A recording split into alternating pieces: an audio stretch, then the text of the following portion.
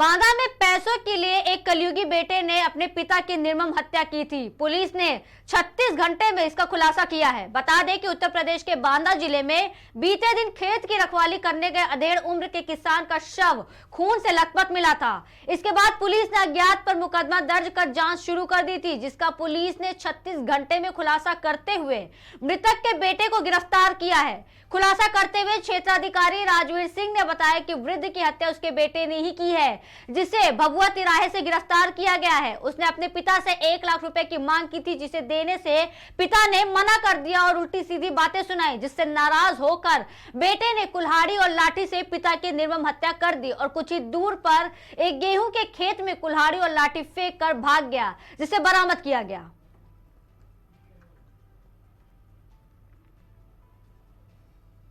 युवक गिरफ्तार किया गया है, कहां से गिरफ्तार है, क्या है पूरा मामला? दिनांक 14/3/2024 को थाना मरका क्षेत्र के ग्राम पिंडारन के पास गेहूं के खेत में एक डेड बॉडी मिली थी। उसमें 41/24 302 IPC में अभियोग पंजीकृत किया गया था।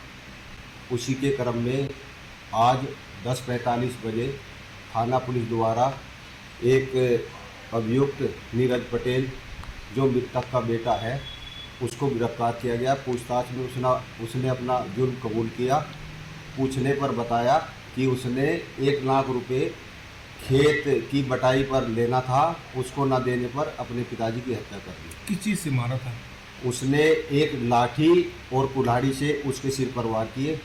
उसी की निशानदेही पर लाठी और कुल्हाड़ी बराबर कर युवक गिरफ्तार किया गया है।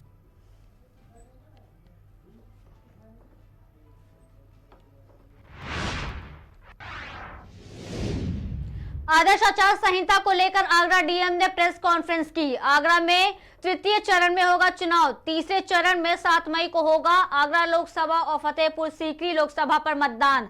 18 जोनल और 128 sector magistrate Agra Lok Sabha, 40 zonal और 236 सेक्टर मजिस्ट्रेट फतेहपुर सीकरी लोकसभा में रहेंगे तैनात। आगरा लोकसभा सीट के प्रत्याशी एडीएम सिटी न्यायालय में करेंगे नामांकन। फतेहपुर सीकरी के प्रत्याशी डीएम न्यायालय पर करेंगे नामांकन। बता दें कि आगरा में लोकसभा में 70,57,000 मतदाता हैं, वहीं फतेहपुर सीकरी लोकसभा में 17,94,000 मतदाता हैं। 12 अप्रैल से 19 तक होगा नामांकन। 20 अप्रैल को होगी नामांकन पत्रों की जांच। 22 अप्रैल को कर सकेंगे नामांकन वापस। 1,731 मतदान केंद्रों पर 3,695 बूथ बनाए गए हैं। वहीं 48,021 युवा मतदाता पहली बार करेंगे वोट।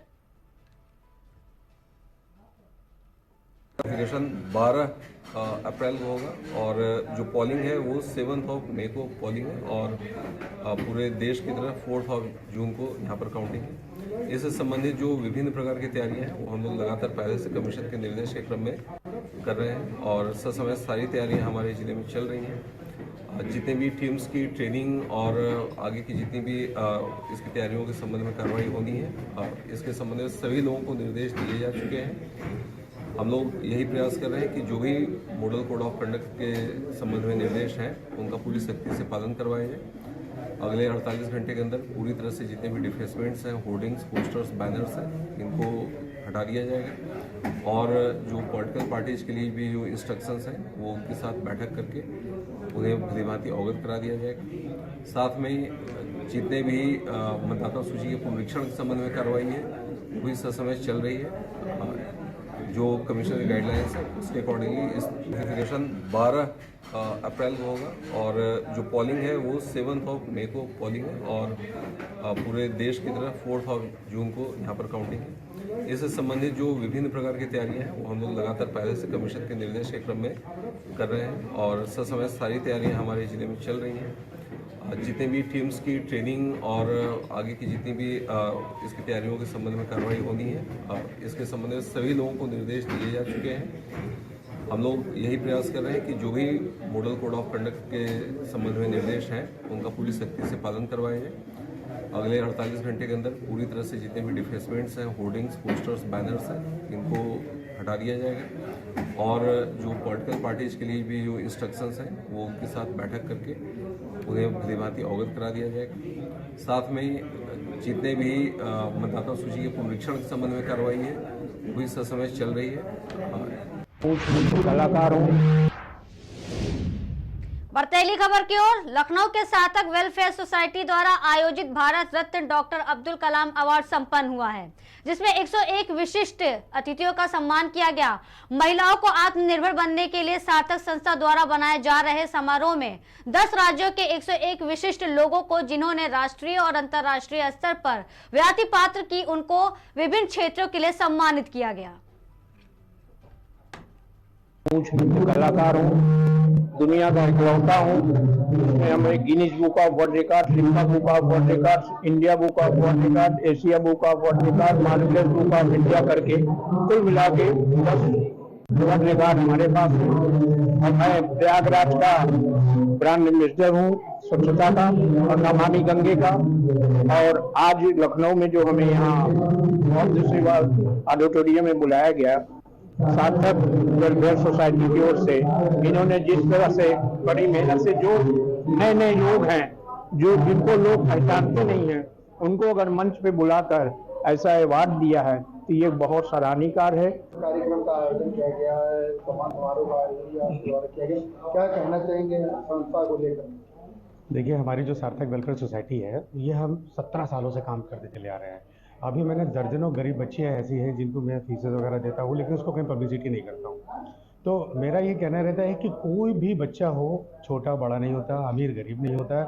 और इसीलिए लोगों को समझाने के लिए मैंने डॉक्टर अब्दुल कलाम जी के नाम से ये अवार्ड रखा। हमारे आज के जो मुख्य अतिथि थे माननीय योगी जी, जो मुख्यमंत्री हमारे उत्तर प्रदेश सरकार के हैं, उनके चुनाव के जो प्रस्तावक हैं श्री विश्वनाथ जी राजमंत्री हैं, और उनके साथ साथ हमारे बहुत बड़े हास्य अभिनेता हैं, हमारे भारत की शान हैं अन्नू अवस्थी जी, उनके साथ जो है आकाश पांडे जी, फरहाना जी, अमरीश पौवी जी, ऐसे बहुत सारे कलाकार हमारे बीच में लोग हैं। उनसे रहता है बच्चों को थोड़ा सा हौसला मिलता। आपके चैनल के माध्यम से ही कहना चाहते हैं कि जो हमारा कलाम के नाम से, अब्दुल कलाम जी के नाम से अवार्ड फंक्शन किया हुआ है, हम तो करते ही करते हैं, लेकिन मैंने अभी तक नहीं देखा।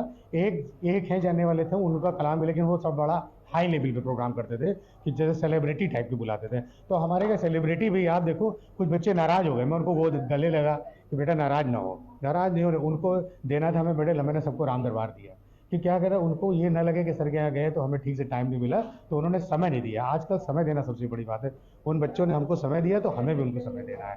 तो ये फीलिंग हमें लगता है कि हर आदमी को बच्चों को समय देना चाहिए। कुछ कलाकार हूँ।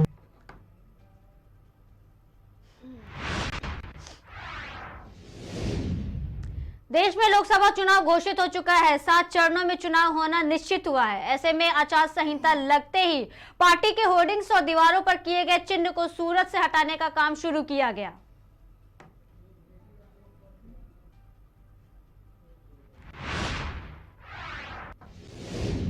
खबर लखनऊ से है, जहां स्वर्गीय हेमवती नंदन बहुगुणा जी की पुण्यतिथि पर नमन किया गया। मुख्यमंत्री योगी आदित्यनाथ ने योजना भवन प्रतिमा पर श्रद्धांजलि अर्पित की है।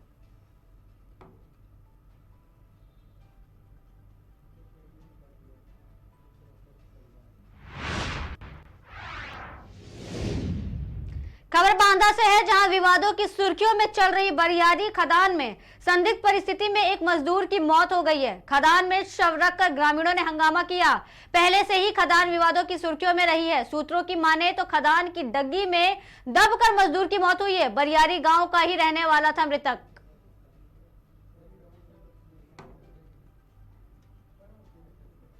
अच्छा, क्या नाम है आपका? नाम राजकर। ये कौन सी जगह है चाचा? ये बरियारी खदान है। अच्छा, क्या कुछ घटना हुई है? कौन था ये आपका? ये मेरा भतीजा है और हम लोग यहाँ पे काम करते हैं, उनके पिताजी भी काम करते हैं।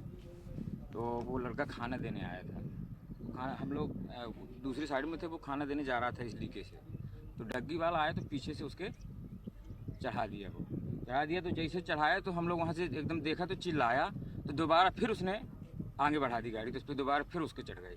अच्छा, क्या कुछ आप उनकी मौत हो गई। यहाँ क्या काम करते हैं आप लोग? यहाँ पे लेबरगिरी का काम करते हैं, कैंची वैंची का। अच्छा, तो क्या किसमें लापरवाही किसकी है इसमें? लापरवाही खदान वालों की है भाई। लीका दूसरी साइड से, आप बैक साइड रहे हैं, तो ये तो खदान वालों की है। खदान वाले कहाँ गए? खदान वाले सब भगे, कोई आए नहीं यहाँ पे। अच्छा, कोई आया यहाँ आश्वासन के लिए, कुछ देखने सुनने अभी कुछ तक? प्रशासन पुलिस प्रशासन आई है देखने के लिए। कोई किसी प्रकार की मदद वगैरह? अभी कुछ कोई मदद नहीं, कोई बातचीत नहीं है अभी। अच्छा, क्या नाम है मेरा आपका? नाम राज करा। ये कौन सी जगह है चाचा? ये बरियारी खदान है। अच्छा, क्या कुछ घटना हुई है? कौन था ये आपका? ये मेरा भतीजा है। थाना क्षेत्र की बंसीपुर। बढ़ते अगली खबर की ओर। खबर बांदा से है, जहां जनपद में हर्ष फायरिंग का सिलसिला रुकने का नाम नहीं ले रहा है। बनौर संस्कार कार्यक्रम के दौरान हुई हर्ष फायरिंग में 28 साल के युवक की जान चली गई। गोली लगने के बाद परिजन युवक को पहुंचे जिला अस्पताल ट्रॉमा सेंटर। डॉक्टरों ने युवक को देखते ही मृत घोषित किया है। अभी कुछ समय पहले ही मटौन थाने के अंतर्गत हर्ष फायरिंग में एक बच्चे की मौत हुई थी और अब एक बार फिर से हर्ष फायरिंग की घटना सामने आई है। मटौन थाना क्षेत्र की बंसीपुर जनपद बांदा के रहने वाले प्रमोद पाल सन ऑफ जर्मा पाल, जिनकी उम्र करीब 20 वर्ष थी, जिनको छाती में गोली लगी थी। उनको लाया गया था, इलाज के दौरान उनकी मृत्यु हो गई। आगे पोस्टमार्टम के लिए शव को मोर्चरी में रखवा दिया गया है। क्या सर पुलिस को सूचना दी? पुलिस आई मौके पर? हाँ, पुलिस को सूचना दी जा रही है। भैया क्या नाम है आपका? मेरा विकास नाम है सर। अच्छा विकास जी, कहाँ रहते हैं? क्या थाना लगता है? मैं थाना का मटौन का है और बंसीपुर गांव में रहता हूँ। अच्छा, क्या कुछ घटना हुई? क्या जानकारी मिली? मेरे भाई की गोली लगी है। कौन सा कार्यक्रम चल रहा था? किसके द्वारा? बराहों का कार्यक्रम चल रहा था। बिंता पाल उसके लड़के नाती हुआ था। तो किसने मार दी गोली? क्या गोली का तो सर ये मालूम नहीं चल रहा है किसने मारा है। क्या कोई पुरानी दुश्मनी वगैरह? नहीं, दुश्मनी तो नहीं थी, कहा थे लड़के थे। अच्छा, तो कहाँ लगी थी गोली इनके? गोली इनके सीने में लगी है। मेरे भाई की, भाई मेरा खत्म हो गया सर। अच्छा, कहाँ लेके आए थे आप जी? कहाँ लेके आए थे बच्चे को? Trauma centre. अच्छा, क्या बताया डॉक्टर ने?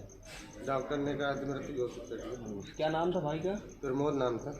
बीती रात लगभग 10:30 बजे ग्राम बसीपुरवा, थाना मटौद, जनपद बांदा के एक समारोह में की गई हर्ष फायरिंग में एक व्यक्ति प्रमोद पाल, उम्र लगभग 20 वर्ष, सन ऑफ जन्मा पाल के सीने में गोली लगी है। उसको उपचार हेतु अस्पताल ले जाया गया, जहां उसकी मृत्यु हो गई है। इस संबंध में फायरिंग करने वाले व्यक्ति सौरभ सिंह, सन ऑफ श्याम सिंह। ये मामला थाना का। खबर हरदोई से है, जहां कोतवाली क्षेत्र के सुजानपुर रेलवे फाटक और पूरा रेलवे फाटक के मध्य रेलवे ट्रैक पर एक युवक का शव और युवती का छत विछत शव मिला है।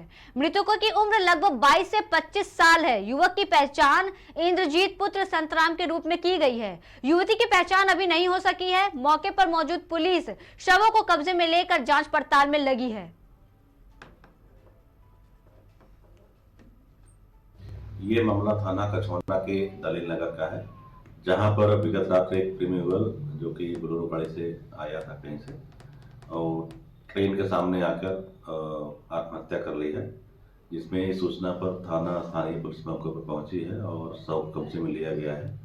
और शव के शिनाख्त के क्रम में जो उसमें से एक युवक था उसकी पहचान हो गई है, जिसका नाम इंद्रजीत, जो कि बेनीगंज रहने वाला है। तो उसके परिजन को सूचना दे दी गई है। मौके पर पहुंच रहे हैं। मौके पर पहले यूनिट है, सुधार के साथ जुटाए जा रहे हैं।